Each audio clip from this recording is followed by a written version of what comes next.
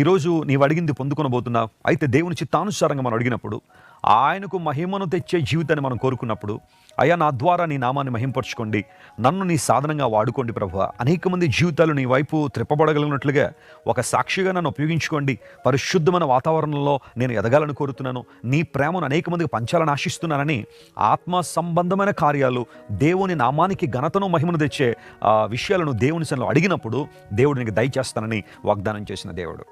నన్ను అడుగుము, జనములను నీకు స్వాస్థ్యంగా ఇస్తాను. అనగా రక్షించబడిన ప్రతి విశ్వాసి కూడా ఆత్మల పట్ల భారం వహించాలి. ఆత్మల సంపాదన మన ధ్యేయమై ఉండాలి. ఏ పని చేస్తున్నా, ఏ ఉద్యోగం చేస్తున్నా, ఏ వ్యాపారంలో ఉన్నా, చదువుకుంటున్నా, నువ్వు రక్షించబడిన విశ్వాసం అయితే నీ మీద ఆత్మల సంపాదన అనే భారం ఉంది. అనుదినము కూడా నువ్వు దేవుని అడగాలి, ప్రభువా నన్ను ఆత్మల సంపాదకునిగా చేయి ప్రభువా, అనేక మంది నీ దగ్గరికి తీసుకొచ్చే వ్యక్తిగా నన్ను మార్చండి ప్రభు అని దేవుని అడగలిగితే దేవుడు జనములను స్వాస్థ్యంగా ఇస్తానని వాగ్దానం చేసిన దేవుడు.